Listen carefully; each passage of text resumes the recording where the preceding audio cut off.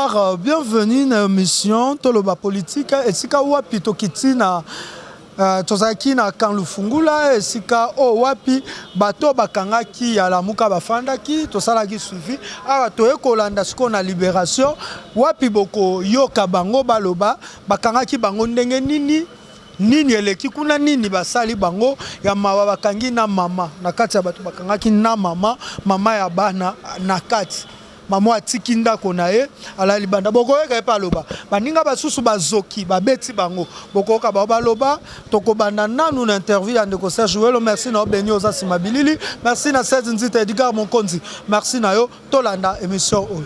Poser leurs trucs, nous nous sommes dit dans ces pays il faut faire attention. J'ai saisi l'occasion pour remercier personnellement les collègues du parti. Ils ont été avec nous. Nous ne sommes pas sentis seuls. Nous ne sommes pas sentis abandonnés. Et j'ai saisi l'occasion pour dire aux autres collègues, aux autres combattants de décider de croire en ces partis. Et s'il arrivait quelque chose dans nos manifestations, parce que nous préparons encore des activités, des manifestations de grande envergure, ils ne seront pas délaissés. Regardez, on a été arrêtés hier. Aujourd'hui, le président a déployé l'aigle, a déployé ses ailes et ses généraux sont arrivés. Nous sommes libres. Nous dénonçons l'absence de la dignité humaine dans le chef du pouvoir de ce régime issu de la tricherie électorale, le régime de M. Tshilombo. Et nous avons nos conseillers juridiques au sein du parti, entre autres il y a Maître Moussa. Nous pensons actionner, faire une action judiciaire contre la police nationale. La première action est en cours, mais nous allons ajouter une autre parce que la tenue des hommes en uniforme ne doivent pas se comporter en voyous. J'ai saisi l'occasion une fois de plus pour envoyer un message. Les idées, c'est le parti qui nous reste, c'est le seul parti crédible qui nous reste. Nous sommes en pleine campagne de renouvellation des cartes, de renouvellement des cartes, excusez. J'appelle la population congolaise à venir adhérer, acheter les cartes de l'ECID parce que nous avons un bon projet de société qui se résume en investir dans les citoyens pour développer le Congo.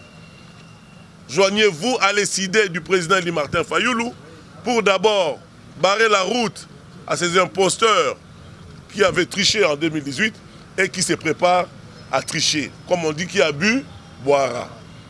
Donc, au nom de tous les 17 détenus, nous remercions le président Eli Martin Fayoulou et nous remercions les généraux avec les généraux. Merci. Touti esika ya pasi, biso ba militant ya lamuka. Boyebi na mokolo ya lobby 23 juin, mercredi 23 juin 2021, lamuka est organisé qui sit-in moko pacifique. Sit-in pacifique wana ezalaki devant parler du peuple. Pourquoi parler du peuple? Toyebisa ki ba militant la biso ezali ndako na bino. Ndako na bino parce que bino nde boza ba patron bino nde bo pesaka ba député na ba sénateur mosala. Tolobaki kotel makuna pona nini? Tolobaki totel mawana po toloba non à une CENI politisée. Tolobaki totelemi po toloba que loi portant organisation et fonctionnement à CENI ndenge ba voter yango kuna na parlement wana biso la muka tolboyi to mobiliser population et kolekate yango biso moko en exemple to bandaki. Malheureusement ndeko Tshisekedi alobaka état de droit mais oyo ba militant ya UDPS ba militant la biso ya la muka to vivra qui c'était de l'humiliation. C'était le contraire. Il y a oyo papa Etienne Tshisekedi ateyaki. Place azali wana na asi na tombe na ya balusi mu Congo parce que ndeko Tshilombo azo ki soni. To betami lokola banyama.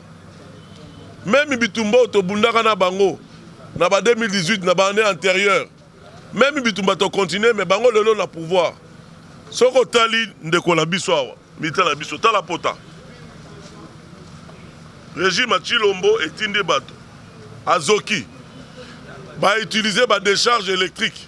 Ngai moko ba kwesa ngai na monduki oyo ya charge électrique.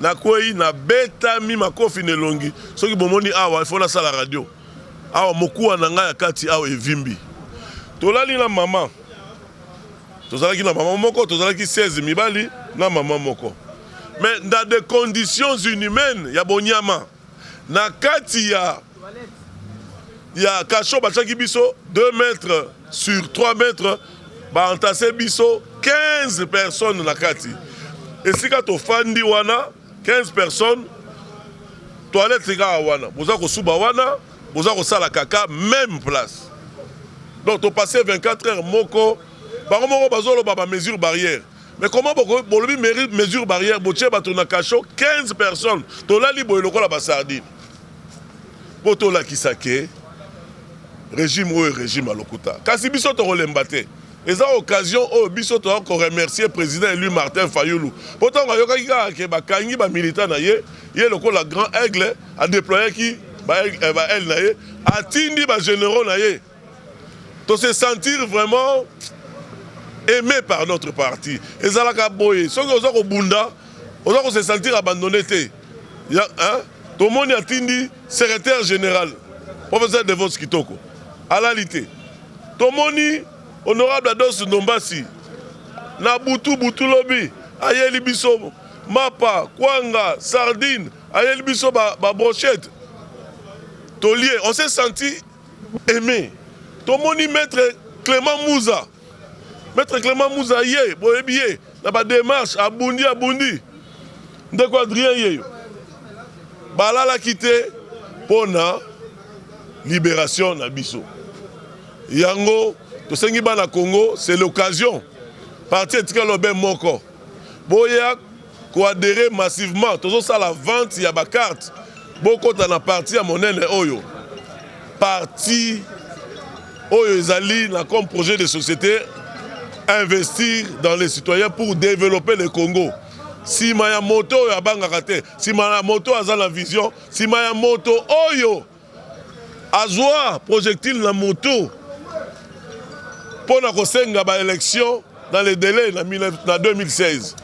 Yango biso bana décidé. Biso bana lamuka population congolaise toza ko préparer ba action mosusu ya minene. Ba manifestation minene pour na to barrer la route na ba préparatif ya tricherie oyo chilo maza ko sala na ba letina na boyete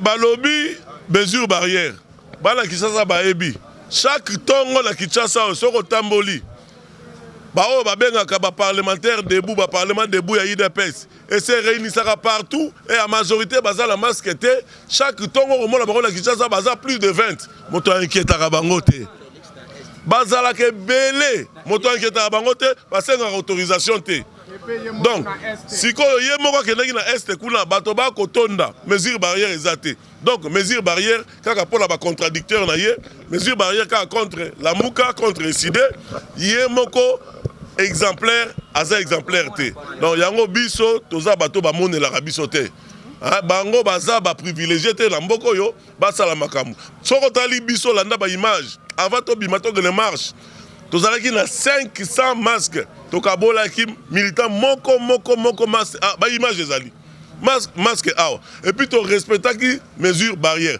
bango ba ko sala lelo moko te ba ko lataka ba masque te bango ba kotaka même na kati na parler du peuple moto ko tungisa bango te et comme tourna na biso et comme mesure barrière motuna lisusu pona kaka matala ki marche wana lisusu ezali pona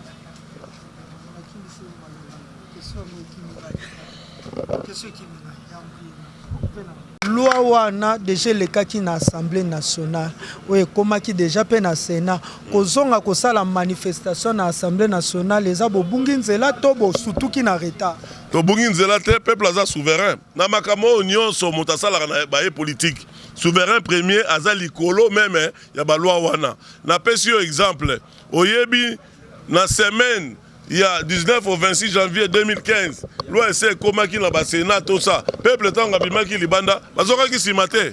Et en plus, Naib Sabino. Soki boyebite, bako parlement koko signé. Bako po matisango kula président signé, so pression populaire et salemi. président a nommé Ndeko Fachi a Osenga deuxième lecture.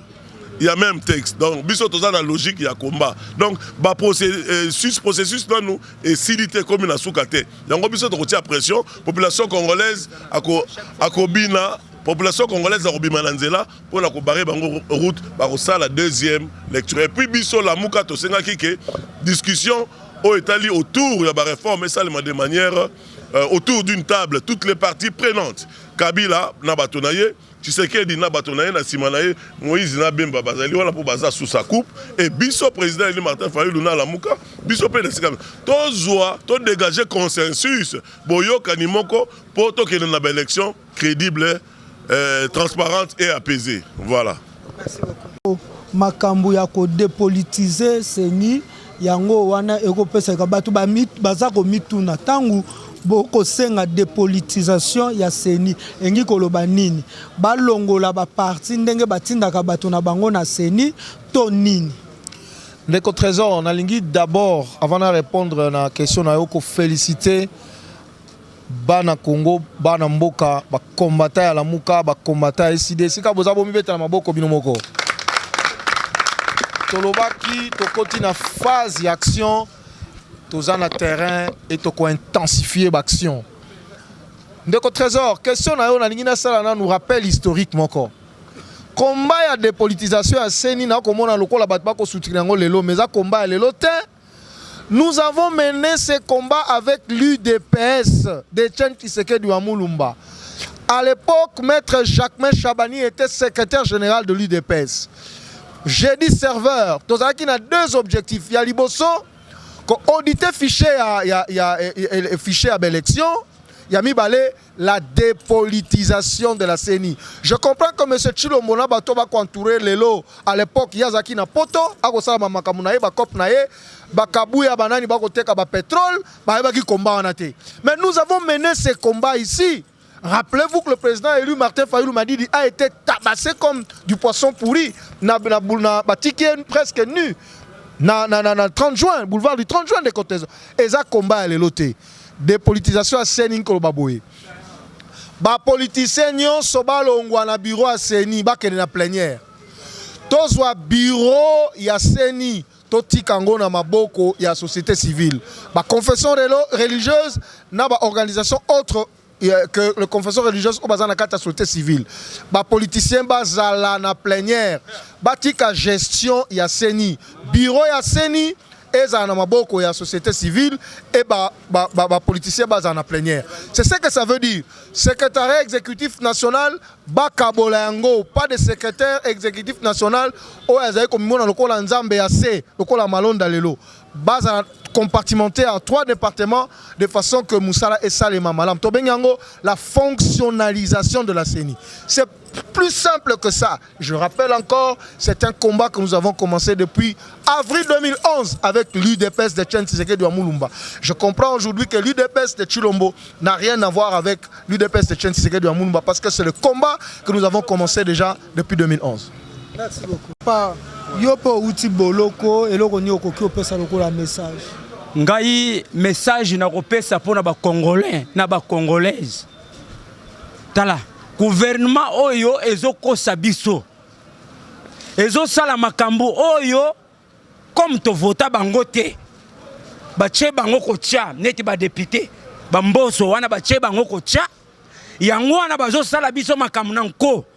Sikona zo senga na population biso nyonso to telema tozale loko moko mutu atikala te komba président na biso bazo senga to ya tozwa ba carte boya tozwa ba carte tozale loko moko tozale belé to tondana po ba koka lisusu biso te arrestation o ebangisi yo tende bakangi bino ebangisi yo te ke obanga ke na kozonga lisusu te.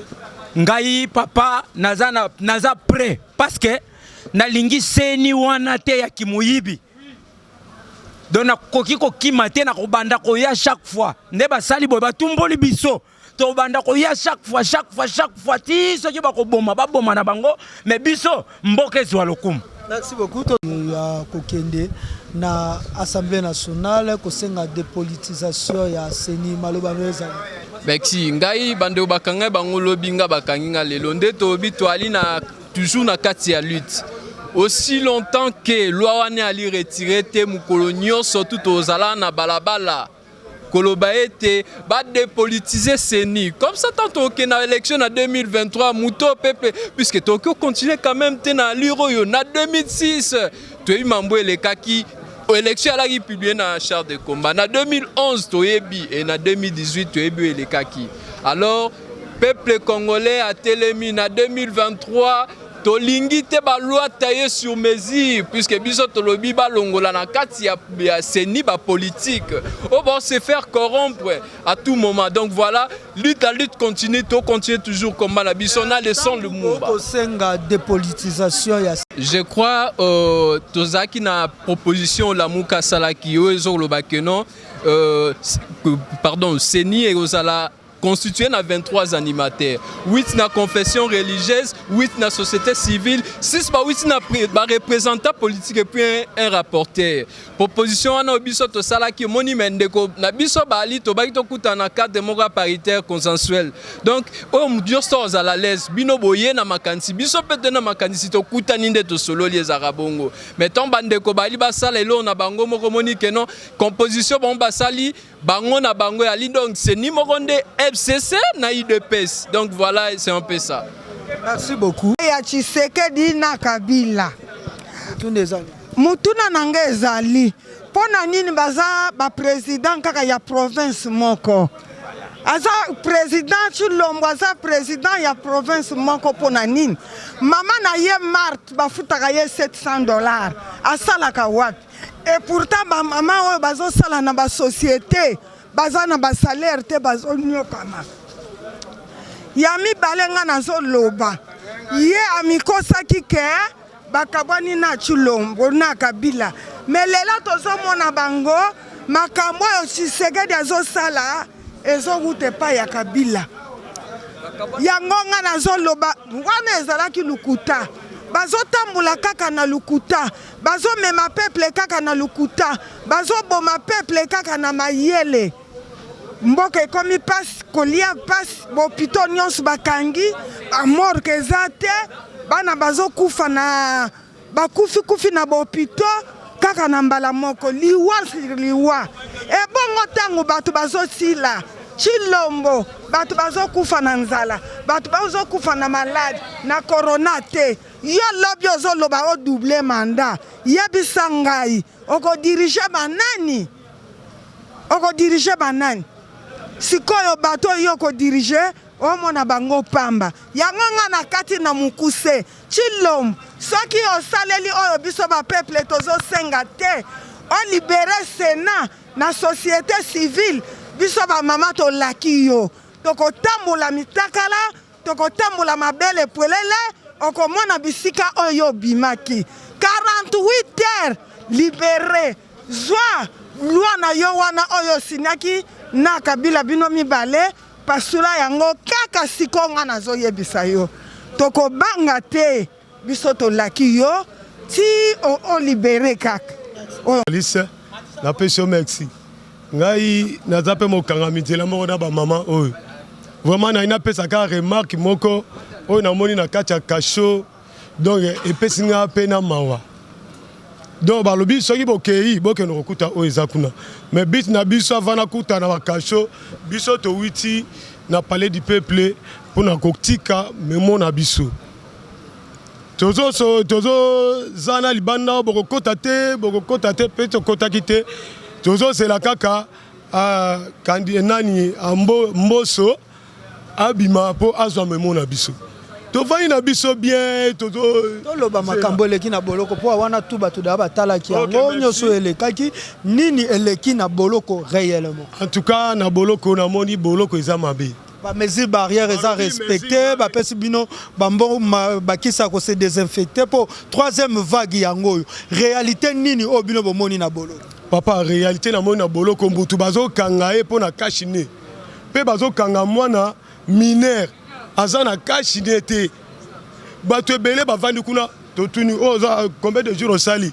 on a sali 5 jours pour na kashine bazo sengela nga 100 000 voilà kuna combien de jours on a sali 3 jours en tout cas remarque on a mabe bati kabongo biso toza peuple toza pona peuple toza pe pona bango batika konyoko la peuple surtout ba policier toyebi to so ba policier pe bakabwani ou bien na ndenge nini mais maya ko sokola maboko ba banda ko pesa bino ba désinfecta ba ko pesa na bango bino en tout cas kuna to mone lokoti na kashine ezate so to ezaka malgré troisième vague zela soki yo monsieur journaliste ko sala pe moi coup d'œil au mona penza ndenge yango ezali au mona penda kasho wana ndenge ezali pe na ndenge batu bazolala ni kisa bangungi ni bougie ni kutu kiso basokola ka toilette wana oyo po pesa solomoka bien la kati ya prison ya kasho en tout cas na FC Tilombo bazonyo ko la peuple tant peuple azonyo comme azolela yo pe ezolanda yo